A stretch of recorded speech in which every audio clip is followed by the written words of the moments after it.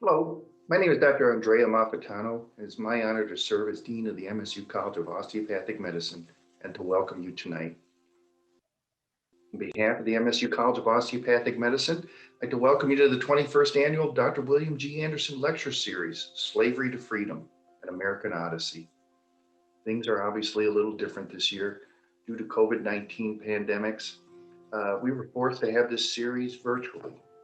However, this series is perhaps more relevant this year than ever before.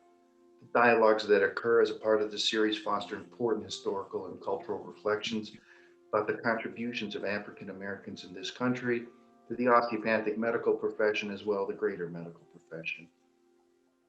I'd like to begin by extending our gratitude to the numerous sponsors who have helped make this year's series possible. From the many MSU College and unit sponsors to the community organizations and the corporate sponsors from the College of Osteopathic Medicine statewide campus system, this is truly a collaborative and team event. A complete list of sponsors is in your program.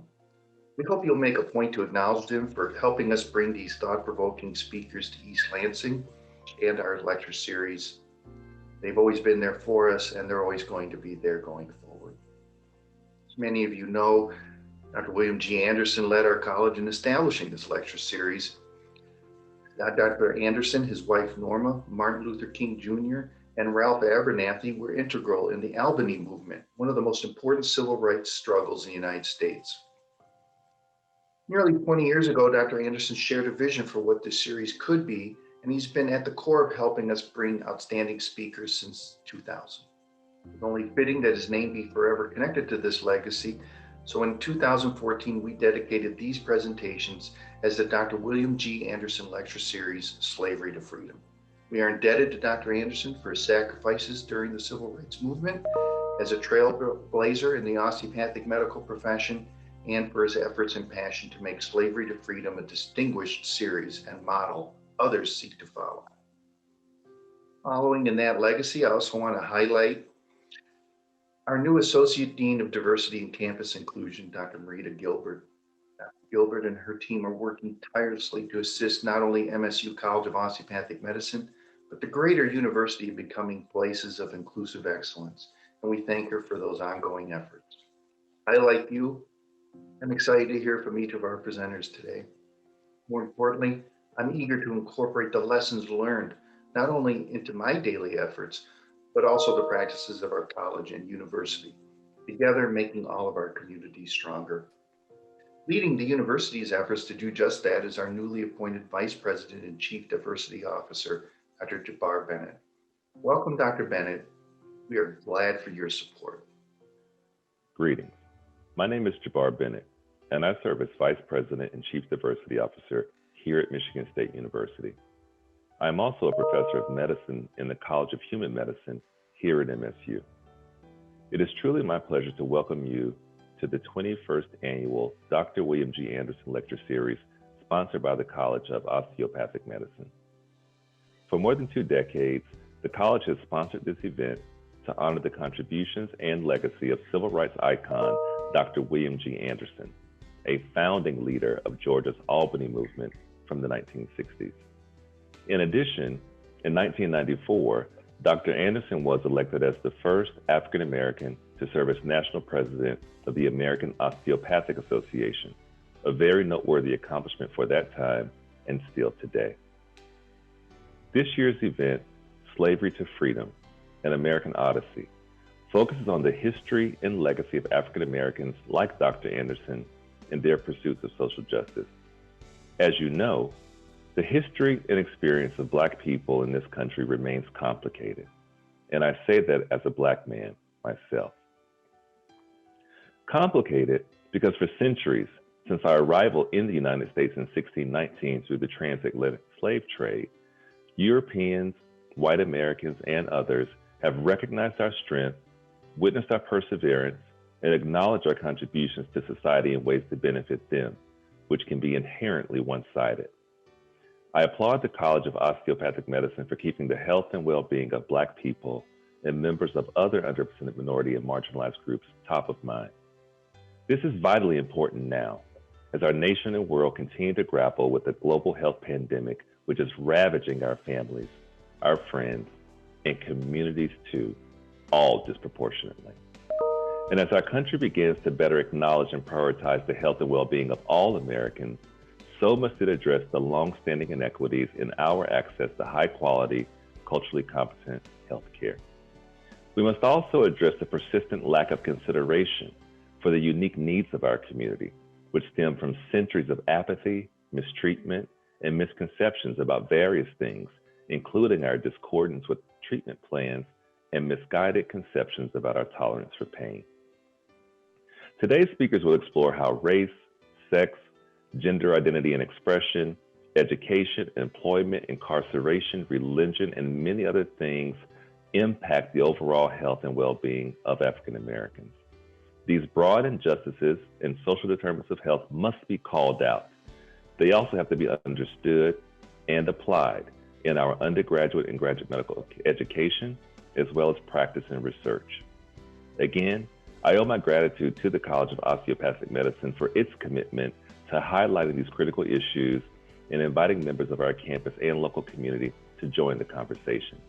Like the college, Michigan State University aspires to provide more opportunities for institution-wide dialogue and take actions which acknowledge the past, build upon current understandings, and leverage lessons learned to help create a more just, inclusive, and holistically healthy Spartan and local community. Thank you for inviting me to join you today, and best wishes for a most enlightening, provocative, and transformative event. It is indeed my privilege and pleasure to be bringing to you the 21st of the William G. Anderson Slavery to Freedom Lecture Series. This series emanates from a growing desire on the part of Michigan State University, its College of Osteopathic Medicine, the members of the administration, faculty, and staff, all of whom want to engage the community in addressing the many problems that yet exist in going to that ultimate position of the perfect union. Most of us have heard of the more perfect union, and yes, we all want to get there, and we're not certain how to do it. But this lecture series will bring to campus people who are actively involved in helping us to become a better place for all to live and to find that ideal that is a more perfect union. So I really appreciate that you will join us in this effort as we bring to our community people from literally all over the country, some from even foreign countries, who have taken the opportunity to share with us their experiences so that together we may find that more perfect union. Thank you for joining us in this effort. Good evening, and welcome to you all. I am Marita Gilbert, the Associate Dean of Diversity and Campus Inclusion at the MSU College of Osteopathic Medicine. I will be your host this evening. My extreme gratitude to Dean Amalfitano, Dr. Anderson, and Dr. Bennett for their support and for providing a historical context and purpose for this series. I begin in commemoration of those who have come before us by reading the following land acknowledgement.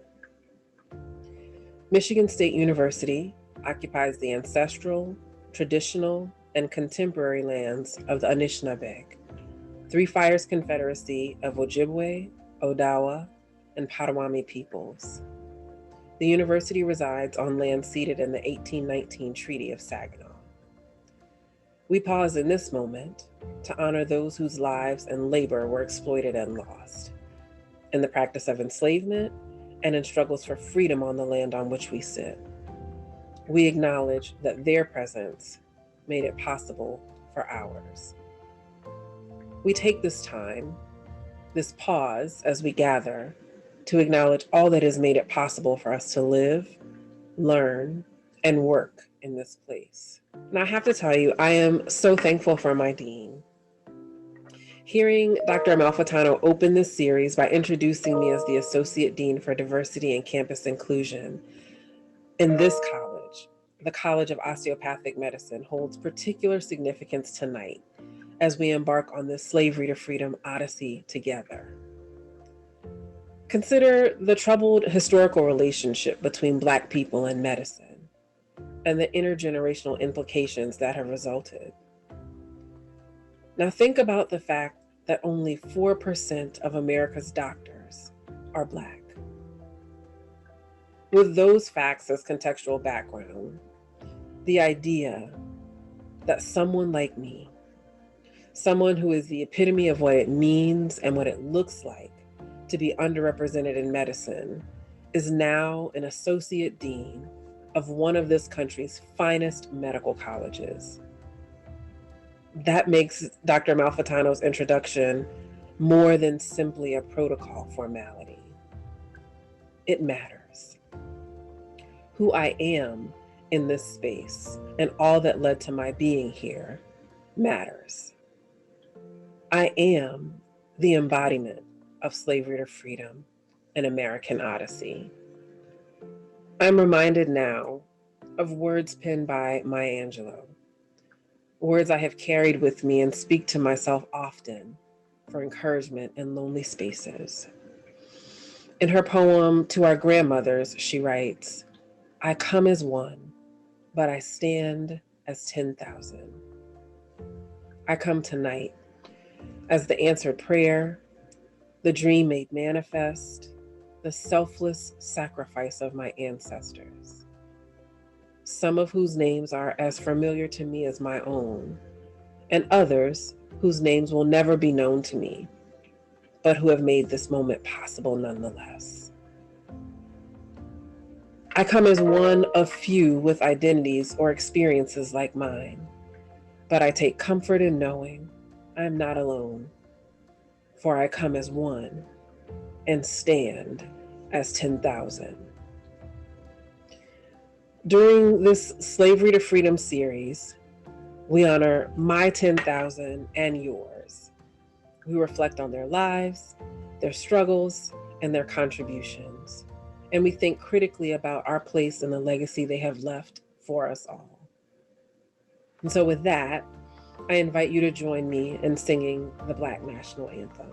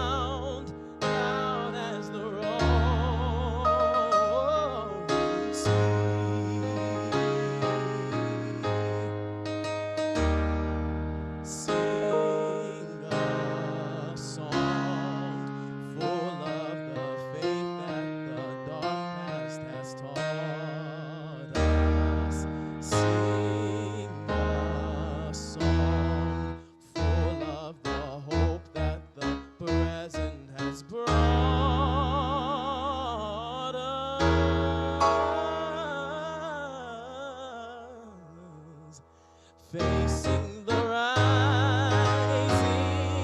sun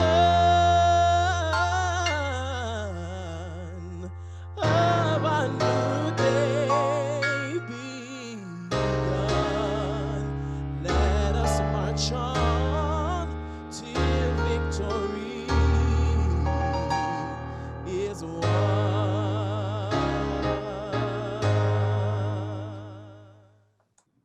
Good evening. Welcome to this year's Slavery to Freedom series. I am Dr. Marita Gilbert. I am the Associate Dean for Diversity and Campus Inclusion at MSU College of Osteopathic Medicine. And I have the privilege of introducing our speaker tonight. Monique W. Morris, EDD, is an award-winning author and social justice scholar with 3 decades of experience in the areas of education, civil rights, juvenile, and social justice. In April 2020, Dr. Morris became the inaugural executive director of Grantmakers for Girls of Color, a philanthropic collaborative that supports a world in which all girls and young women of color are healthy, safe, thriving, and fully empowered to dream and shape their desired reality on their own terms, while dismantling structural barriers created by racism, sexism, ageism, and other forms of oppression that prevent their full participation in our country's future. Dr. Morris is an executive producer and co-writer of the documentary film currently airing on PBS titled Push Out: The Criminalization of Black Girls in Schools, which is based upon 2 of her books, Sing a Rhythm, Dance a Blues, Education for the Liberation of Black and Brown Girls, and Push Out: The Criminalization of Black Girls in Schools. She's also the author of Black Stats, African Americans by the Numbers in the 21st Century, Too Beautiful for Words, and she worked with Kimba Smith on her book Poster Child: The Kimba Smith Story. Dr. Morris has also worked in partnership with and served as a consultant for federal, state, and county agencies, national academic and research institutions, and communities throughout the nation to develop research, comprehensive approaches, and training curricula to eliminate racial, ethnic, and gender disparities in justice and education systems. Her work in this area has informed the development and implementation of improved culturally competent and gender responsive continua of services for youth. Finally, one of the many things that I love about her is this fun fact. Dr. Morris also frequently lectures on the life and legacy of the artist, the timeless Prince. Welcome, everyone, Dr. Morris. Thank you. That's one of my fun facts too. I love lecturing about Prince. Thank you, Dr. Gilbert, for that introduction. It is a pleasure to join you today on the birthday of Rosa Parks. Many recognize her for an incident that started to shift our understanding of the possibility for equitable treatment in the United States, but she was a strategist, an organizer, and frontline activist in the Black freedom movement. And it is Black History Month, so I'm happy to join you, or to use the Movement for Black Lives framework, it's Black Futures Month. You know, it's both and in the spirit of Sankofa. In other words, we have to know where we've been in order to know where we're going. So much of our collective narrative on freedom building has been constructed by a manipulated truth about who Black people are and how we have worked to overcome stages of oppression, or the oppressive lens that too many have adopted and applied to our understanding of our own collective condition. I want to talk today about how we structure a vision of free Black futures through an intersectional lens so that it includes Black girls. Intersectionality is the term coined by the legal theorist, Dr. Kimberly Crenshaw, to invite us to explore how identities work together or intersect to inform our relationships with systems, structures, and individuals. It's the mapping of these identities and their relationships with each other that open the door for us to generate new ways of thinking, ways of being, and ways of acting that advance the Black freedom movement. I start there because it's important that the framework we engage be intersectional and predate the infrastructure of oppression that we acknowledge as the institution of slavery. A history of enslavement does not define our beings or our origins. It helps us understand the presence of transgenerational trauma that has informed our relationships with institutions, policies, and other people, as well as disrupted our relationships with ourselves, our communities, and our histories and her stories. I think it's especially important in this community of healers that I'm speaking with today for us to acknowledge that simple fact. I want to offer today that our approach to Black history and Black futures needs to channel the healing wisdom of our ancestors. Dr. Malidoma Some, in his book on the healing wisdom of Africa, offered that methods of healing must take into account the energetic or spiritual condition that is in turmoil, thereby affecting the physical condition. And then he went on to say that if you address the energy of the mind and spirit, whose status is affecting the physical body, then you are likely to heal truly. That's why when I've talked about exploring the school to confinement pathways for Black girls, I include a discussion about the policies, practices, conditions, and prevailing consciousness that renders them vulnerable to future participation in the juvenile court or criminal legal system. The inclusion of prevailing consciousness is intentional and intended to flag that what we think about Black girls informs how we engage Black girls, or whether we even see Black girls in discussions about justice. Paying attention to the prevailing consciousness honors the multiple ways that we absorb information and then reflect that information back out into the universe. It's about what is living in our spirits. Over the past 20 years, schools have become increasingly punitive and racially divided locations for punishment, particularly for K through 12 schools populated with Black bodies. Black boys are disproportionately overrepresented among students experiencing overpunishment, and their condition has dominated a lot of our public construct of the problem, which has facilitated an erasure of the ways Black girls are impacted. The most recent analysis of national data on school discipline conducted by the Georgetown Center on Poverty and Inequality found that the racial disparity in school discipline continues, and confirmed again that the disparity is greater among girls than among boys. Black girls were more than 5 times at risk of transfer for disciplinary reasons than white girls, approximately 4 times more likely than white girls to face expulsion, and are 5.3 times more likely to be transferred to an alternative school for disciplinary reasons. So while we're increasing the number of schools that are developing alternative practices designed to divert students from exclusionary discipline, we know that racial disparities persist among those who remain along the pathways to confinement. It's also worth noting that across the spectrum of discipline, Black girls experience a greater racial disparity than their male counterparts. For example, Black boys are nearly 2.6 times more likely than white boys to experience suspension, while Black girls are 4 times more likely than white girls to experience suspension. Black boys are 2.4 times more likely than white boys to be arrested on campus, while Black girls are 3.6 times more likely than white girls to be experiencing the same. This is not set up, I share that not to set up an oppression Olympics. I don't believe in that. It's just to call out how important it is that we engage inclusive frameworks about this issue so that we can actually see what's happening and respond accordingly. Erasure is a form of violence, and we know violence is a function of fear. The militarization of schools, fueled largely by politics of fear, have essentially created learning institutions that mimic carceral systems and their agents in design and function.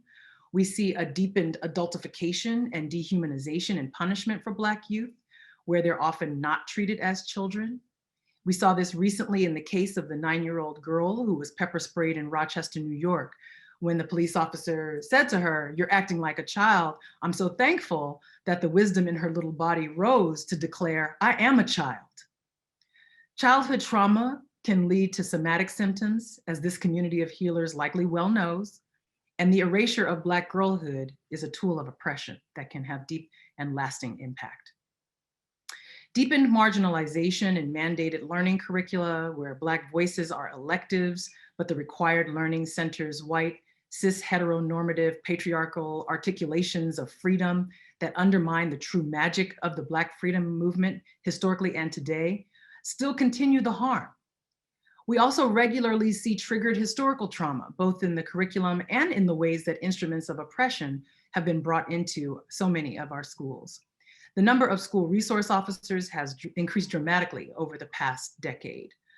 Even while Black communities have a contentious history with law enforcement, and so bringing them into schools is not necessarily received by Black students as a strategy to facilitate safety. This has been documented by research on the topic, and most recently, in each and every case of excessive force involving school-based police, and especially in the egregious cases like that of the 16-year-old in Osceola, Florida, who was recently slammed to the ground by a school resource officer and then handcuffed while unconscious on the ground. These are tools of oppression, working to construct a vision of Black futures that is deeply harmful and which we reject. So let's discuss what we need to construct a liberated vision of Black freedom, one that includes Black girls. Dr. Angela Davis, at the launch of my Push Out book tour in San Francisco in 2016, said that the work has always been about Black freedom. She shared the observation that our work to engage in this conversation of freedom fell short in that we settled for civil rights. In many ways, that has stayed with me, this notion of our call being toward freedom and the idea that we have to design tools that engage all of the technologies that are available to us, both modern and ancient, to get there. Thinking about that is how I came to realize that schools need to be locations for healing so that they can be locations for learning. I unpack that more in my book, Sing a Rhythm, Dance a Blues, but what I'll offer today is the reminder that Audre Lorde told us that the master's tools will not dismantle master's house. It will only temporarily allow us to beat him at his own game. When we think about master's tools, I think it's important for us to understand them as learned oppression that manifests in how we understand ourselves and our role in perpetuating systems of oppression and reinforcing notions of Black inferiority. These tools provide opportunities for erasure and violence that sometimes don't get articulated, but that render us as participants in our own oppression. In my case study of education and its intersections with the juvenile court system, I found that the master's tools get a lot of use in this domain, particularly where educational systems and schools, when committed to maintenance or to the maintenance of the status quo, have functioned to undermine the liberatory quality of education itself. So in order for us to construct a new vision, we need to do more than simply fall into structures that have done a disservice to our children, our girls, our boys, our gender expansive and non-binary young people. We have to reimagine educational systems as conduits for justice, which Martin Luther King Jr. defined as power correcting everything that stands against love. So we have to build educational systems that use their power to correct everything that stands against love. We have to engage what those of us who practice participatory action research refer to as appreciative inquiry, or centering the unapologetic, unconditional, positive question in the possibility of Black children. I'll offer that an appreciative vision is the engagement of a consciousness that refuses to be undermined by the threat of fear and the shackles of impossibility by maintaining a positive orientation. In this, we not only shift our perspective about our children, we also recognize that in the articulation of justice and freedom, we cannot leave people out. Appreciative vision is the inclusive language of our ancestors. It is the healing of the spirit that allows us to see the divine in ourselves, our ancestors, and our communities in order to reimagine our relationships with each other and the institutions we build. There's no room for a hierarchy of oppressions, to engage Audre Lorde's framework again, in an appreciative vision. In other words, we don't embrace the frameworks that privilege only some in our communities, and instead we uplift the lenses that allow us to see everyone harmed by oppression and therefore central to the articulation of justice. I said before that the criminalization of Black girls in schools is a function of policies, practices, conditions, and a prevailing consciousness that render them vulnerable to contact with the juvenile court and criminal legal system. In an appreciative vision, safety is not defined only in terms of state violence and the degree to which men and boys are killed. It is also about protecting our children from sexual violence, intimate partner and domestic violence, and other forms of gender-based violence. In an appreciative vision, we don't criminalize girls for their own victimization. We believe when Black girls tell us they have been harmed and work toward her healing and the healing of those who caused the harm, rather than render her life as disposable by dismissing her as fast or no longer worthy of protection. Safety is constructed or co-constructed by all who need to experience it, in other words. In an appreciative vision, we understand that power building is not a siloed investment area, but a reflection of the organic leadership and wisdom in our communities. It means we expand our definitions of investment and offer more opportunities for partnership and a participatory worldview in general. In an appreciative vision, we understand that we cannot empower someone else, but we can increase the capacity of others to be empowered because they have the agency to nurture and grow what is already inside of them. I could go on. But our strategic direction for locating Black girls in the Black freedom narrative has to embrace the call to action I have come to know as don't hate, appreciate. Anyway, I want to just close these initial remarks by saying that the history of the Black freedom movement has always been about all of us. And the future of Black freedom involves an investment in the liberation of all of us. We have to embrace the aspirational freedom that we gain when we listen to and stand with Black girls. And that calls us not to hate, but appreciate. So I know we're supposed to have a conversation. So Dr. Gilbert, I'd love to be back in community with you at this time. Well, thank you so much for those opening remarks. I am just so appreciative that you gave us a framework to start. I'm also appreciative that you started by naming ancestors who've been significant to you, because believe it or not, that was my first question for you. But let's kind of back up a little bit and start at the beginning, if you don't mind. So previously, before we actually started this broadcast, you and I were talking about kind of countering the erasure of Black girls and femmes, right?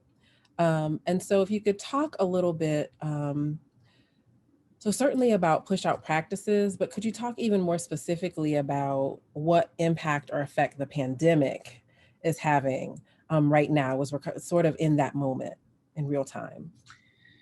Yeah, unfortunately, even with the remote learning, we still see a tendency for Black girls to experience a punitive lens and to experience their learning as a function of a reading of their behaviors as somehow combative or willfully defiant in schools.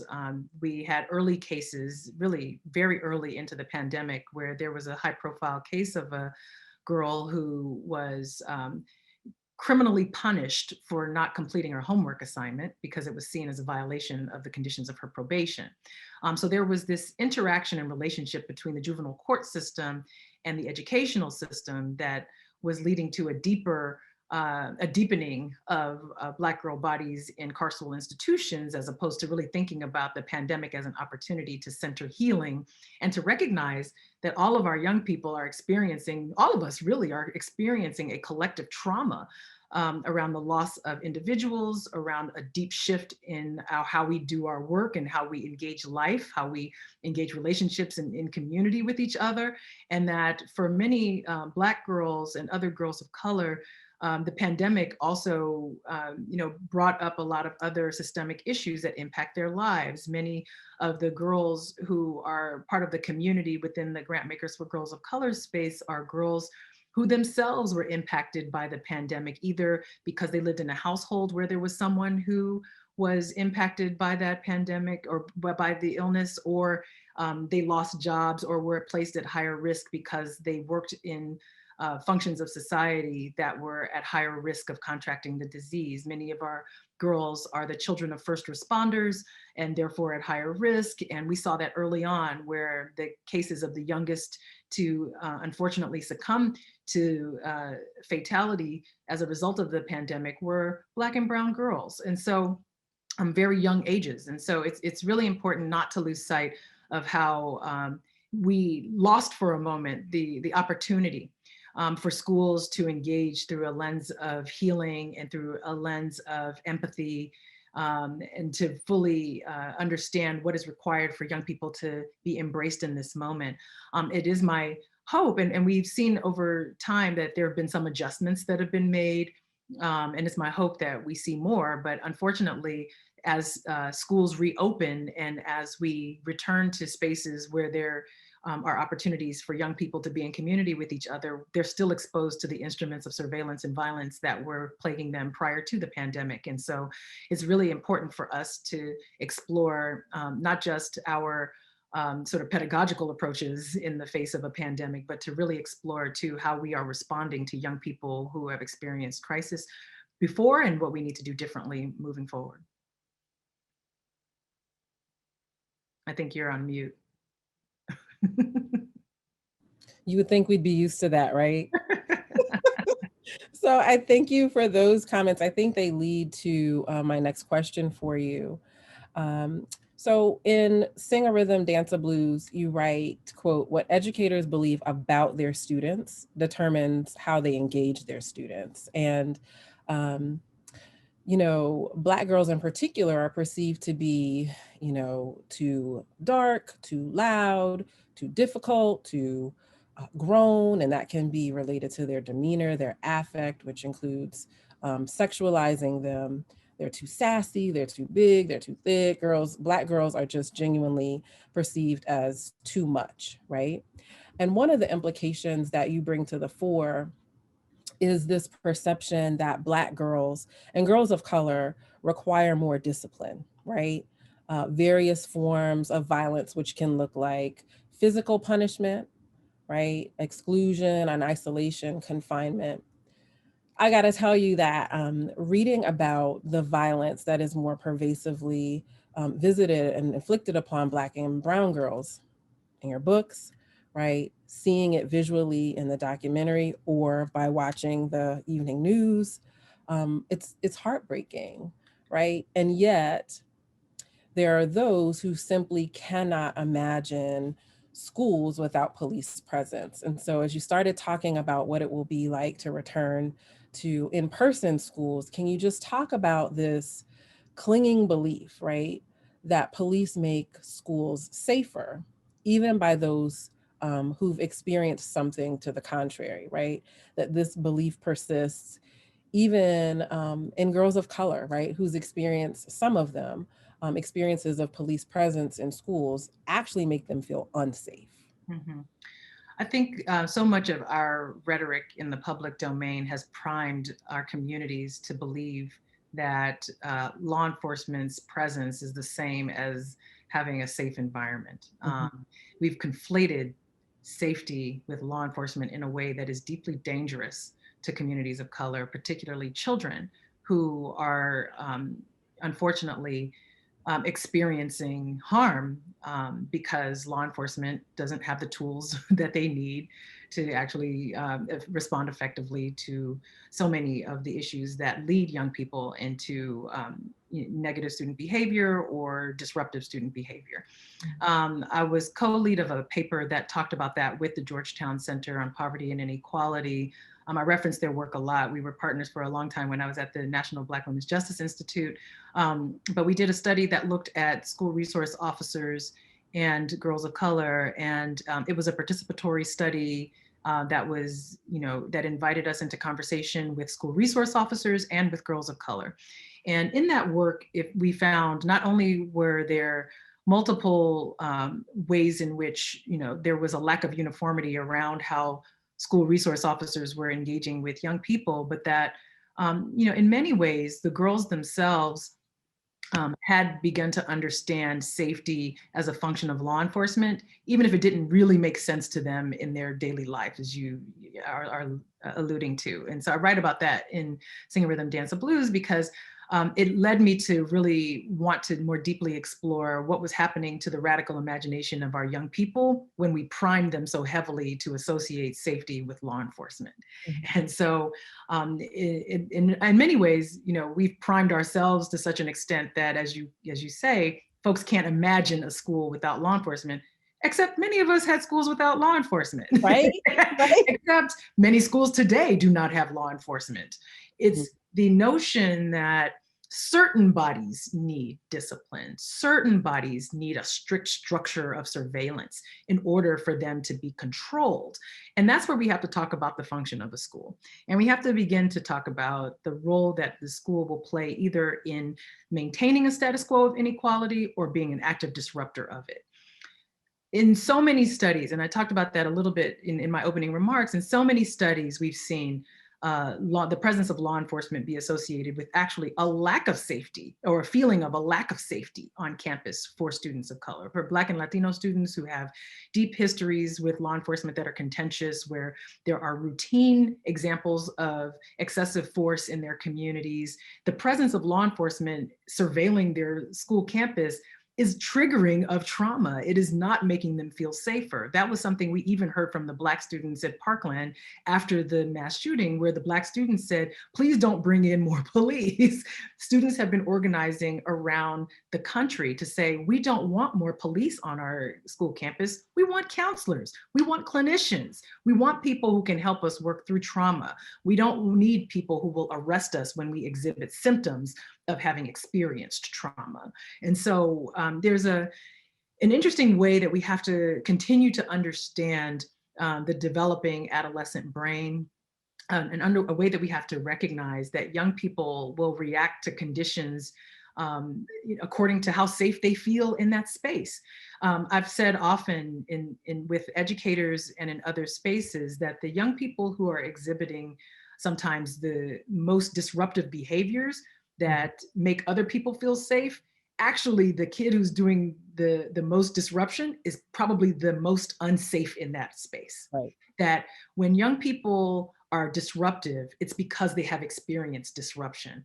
And so the moment that we see them acting out, that's the moment we have to bring them in, instead of thinking about ways to keep them out further or to cause deeper harm by restraining them, putting them in contact with the first point of contact with the juvenile court system, or leading them down a path that we know that can be highly disruptive to their own life outcomes and educational conditions. And so it's a shift, it's a call to shift our thinking and our framework around what schools are to be and what is required for us to make them the spaces we want them to be. When I talk to girls across the country about what they want their schools to be, they say they want their schools to be a sanctuary. Yeah. When I ask them what their school feels like, they say it feels like a prison. What we do to create a sanctuary is radically different than what we do to create a prison. And so we want our young people to be in community with each other, but we really have to set the conditions for that. Right. So I'm going to ask another question. I want to make sure that our audience knows that they are welcome to send us questions in the Q&A box. If someone has asked a question already that you would like for us to answer, then you can upvote it simply by clicking the thumbs up, which is similar to what many of us are familiar to with Facebook or social media. And that will rank the question higher, so it comes to my vision a little bit more quickly. All right, so we understand the kinds of violence that you've been describing in education as an expression of systemic racism. Our conversation tonight is convened by MSU's College of Osteopathic Medicine. So in the field of medicine, racism has been identified as a public health crisis. I'd like to have a bit of an interdisciplinary conversation here if we could, and just ask, how is it that the adultification and criminalization of Black and brown girls in education, how does that lead to detrimental health outcomes like trauma, toxic stress, and a decline in mental health, as you've talked about in your texts? So I talk about, I sort of introduced this idea as it relates to the school pushout of Black girls in Pushout by talking about age compression and this unique way that Black girls experience an age compression that denies them an opportunity to fully grow and engage in their normal adolescent development. This age compression is something that feeds into adultification, which has been more deeply explored by the Center on Poverty and Inequality when they did their study and really built from the brilliant work of Dr. Jamelia Blake, who led that study with Rebecca Epstein to really think about how that plays out in the decision making and reading of Black girl behaviors. So in that study, they found that Black girls, beginning when they're 5 years old, are more likely to be perceived by adults as more adult-like, meaning that they were more likely to be seen as not needing protection, not needing comfort, not sort of needing an engagement and loving environment. They were believed to know more about adult subjects like sex, to be more independent than their white counterparts, and that this disparity really peaks when Black girls are between the ages of 10 and 14, right at the time when they're experiencing, in many cases, early onset of puberty, or at higher risk of experiencing sexual violence, commercial sexual exploitation, and other harms in society. It's also the time where they're in middle school, where we see this uptick in harsh responses to their behaviors. We already know that young people in middle school can be a challenge, and that adolescence is a period of growth that many of our institutions do not take kindly to. However, it is the responsibility of these institutions to really think about how they are nurturing children and see them as children and continue to see them as developing adolescents, rather than to think of them as little mini adults or mini miniature women. I talk about the relationship between this perception and reading of behavior as feeding into some of the more negative outcomes around school pushout this way. So I think it's important to recognize that when we adultify young people, when we adultify Black girls, we are participating in a dehumanization that denies them an opportunity to fully grow. We take away their opportunity to learn because we treat them as if they are fully developed adults, right? As if they fully have the answers and therefore are making willful decisions that are not informed by their own questions and their own developing adolescent brain. What also happens, though, when we respond to young people as if they are more adult-like, is that we engage in harsh behaviors that do not recognize the harms that they have experienced as somehow feeding into what will ultimately inform their relationship with institutions and with individuals later in life. Much of what we've gained from the adverse childhood experiences or the ACEs study and the conversations that surround that is this understanding that childhood trauma does impact not just sort of life down the road, or even just immediate responses to trauma, but that there are deep educational outcomes associated with childhood trauma, physical health conditions that are associated with having experienced childhood trauma that we can map over a period of time.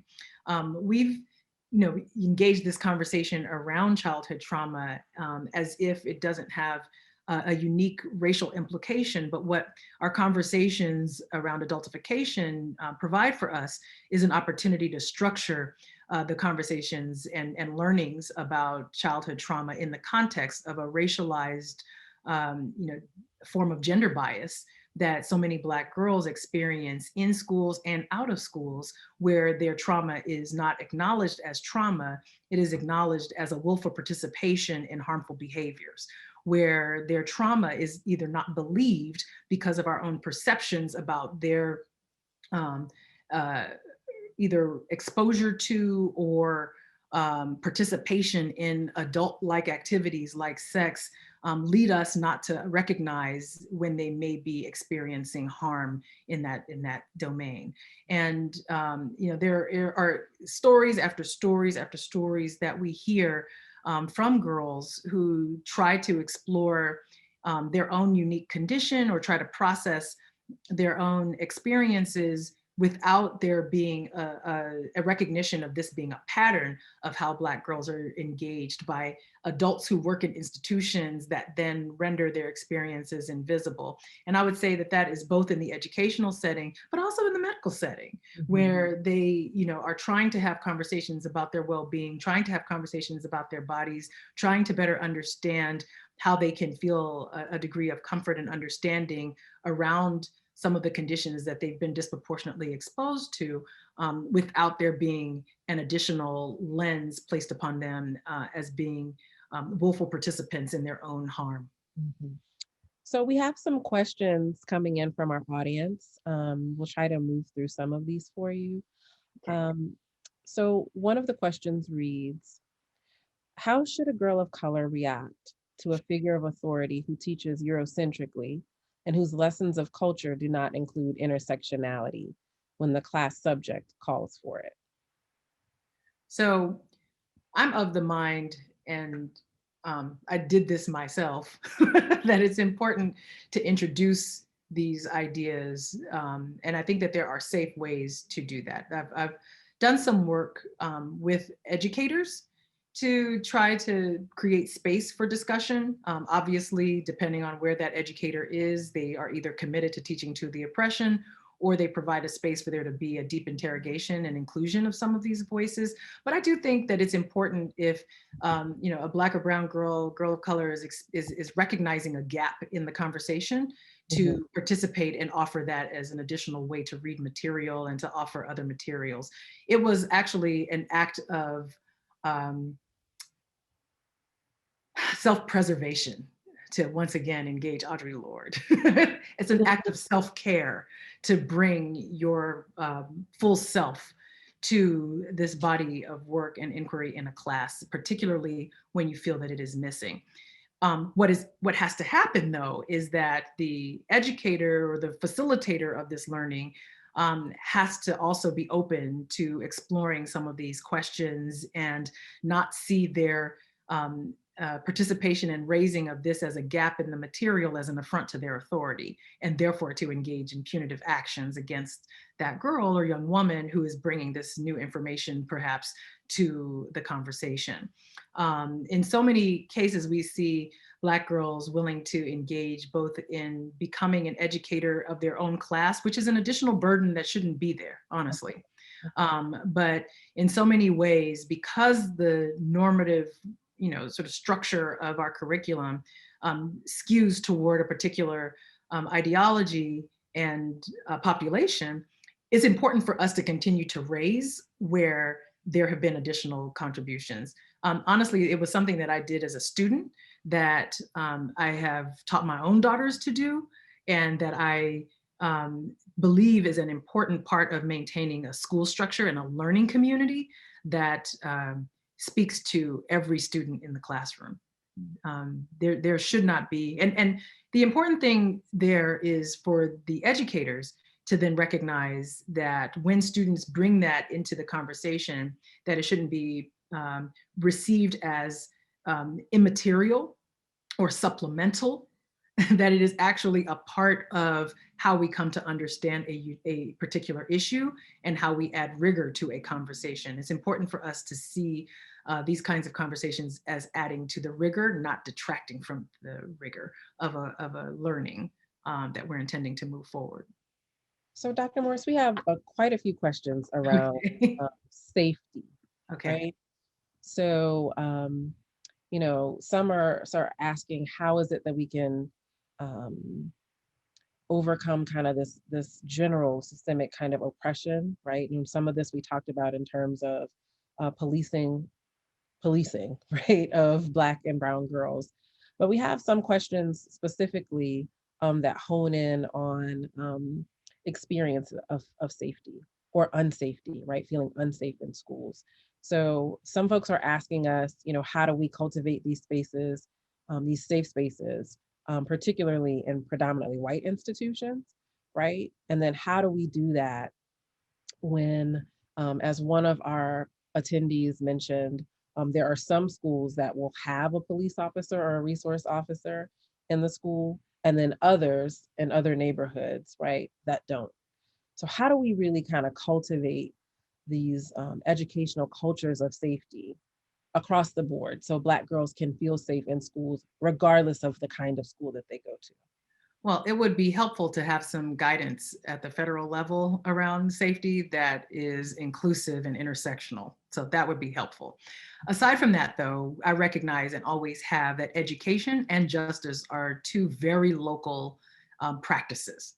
And so they are informed by the cultures of a particular community, by a particular school, by a particular classroom. And so when we think about what needs to be in place, what we certainly need is guidance from ed boards and other, public domains for a particular district that invite conversations about equity, that will give a very critical eye to the prioritization of funding going to law enforcement over other interventions that we know from research and practice to be more effective at responding to young people and their need for safety. I mentioned before the need for us to consider having more counselors, clinicians, and others who are practitioners of healing engagement and practices to be a part of this conversation. Many districts have taken on restorative approaches to respond to young people. Even there, though, it's important for us not to be wedded to a particular modality around restorative practices, such that Black girls and other girls, but specifically Black girls, are excluded from participating in restorative circles because they're not ready necessarily to be in a circle, that there are other ways to restore relationships and to do some of the initial healing work that needs to take place in order for there to be a repair of relationships, either with other people or with the institution that has been part of a tapestry of harm in their lives. I believe that safety is co-constructed. And I said that before. I've said that in so many ways. Anybody who has ever seen me talk will hear me say that. And I say it often because I'm hopeful that by repeating it, I'll get people to start to think about how we have conflated these notions of punishment and accountability, and how accountability is really about what people need to feel safe, and that can only be articulated by all the people who need to experience it. And so when we think about what girls need, particularly Black girls, who have been in constant dialogue with me and with others in the field around this question of safety, they routinely talk about the need to have affinity spaces where they can build and process their own identities and experiences in institutions, particularly if they're in predominantly white institutions, that these affinity spaces provide an opportunity for them to engage in a facilitated conversation about their own well-being in those spaces, for them not to feel that some of the microaggressions that they experience are figments of their own imagination, but to recognize them as consistent attacks on their identity and consistent reminders of their otherness that can reduce their confidence, that can undermine their capacity to feel empowered in conversations at the academic levels, but certainly also in terms of interpersonal relationships that inform who has access to information and can build relationships to perform better in schools. It is really important to think about leadership capacity. There's new research out that show that Black and brown girls are ready to lead, and yet they're not being called upon in leadership positions in many schools, because often when they are called to lead, it is primarily around issues of race, and that only, sort of confines them to a particular practice and engagement around leadership that they may not want. It's hard work to be that one Black girl who raises her hand all the time to call out structures of oppression. You quickly get labeled the angry Black girl. You quickly get labeled the one who's always talking about race, or always talking about or raising these issues in a way that some can begin to perceive as disruptive, without a recognition that the reason she might always be calling it out is because it's always missing, right? It's always a gap. And so I think it's important to define safety more broadly, and to begin to have those kinds of conversations at the school board level in terms of how they are structuring programming around equity, but also where they're putting dollars and placing priorities around the placement of dollars. I firmly believe that the conversations about safety do need, and I'll say it again, to prioritize the counselors, clinicians, and other health practitioners over police. I think that police should be removed from schools. It's important to think about how we build relationships.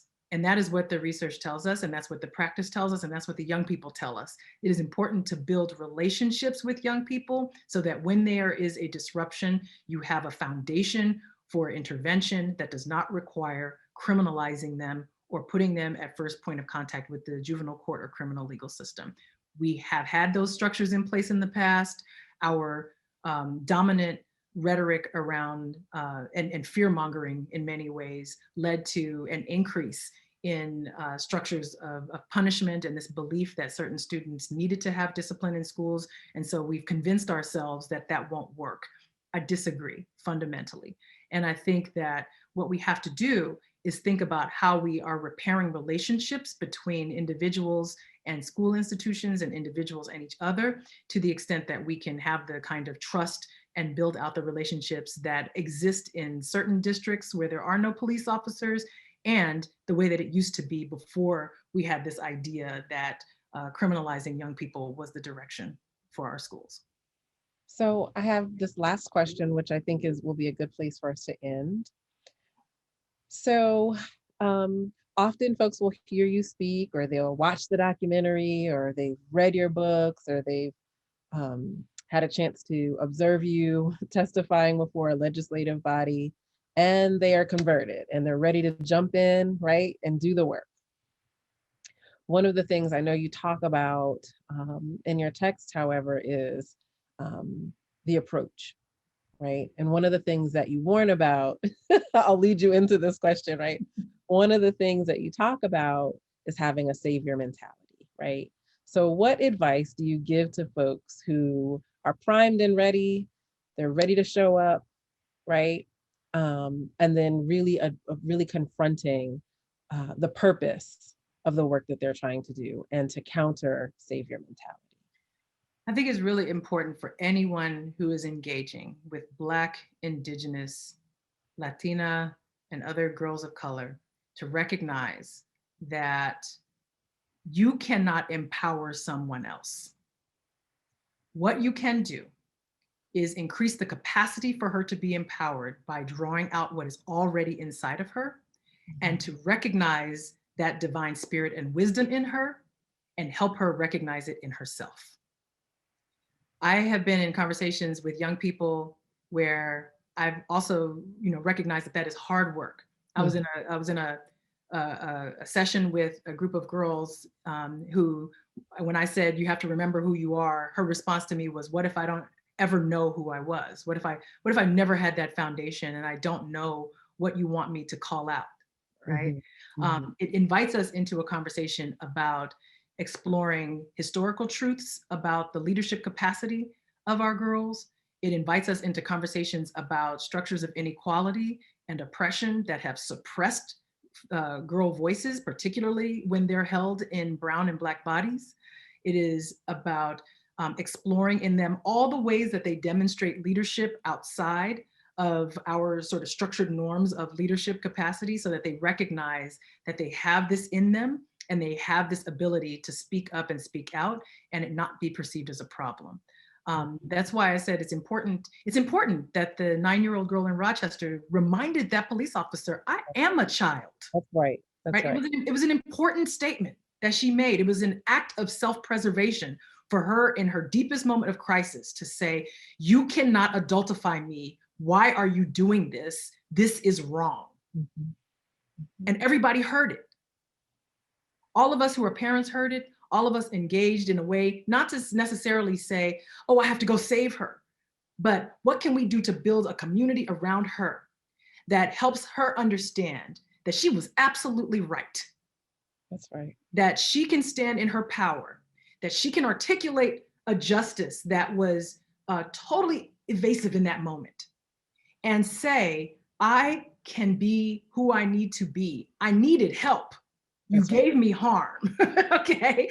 And now we are here in this position, but our approach can't be led with this idea that somehow we have all the answers and they need us to, instill our answers into them.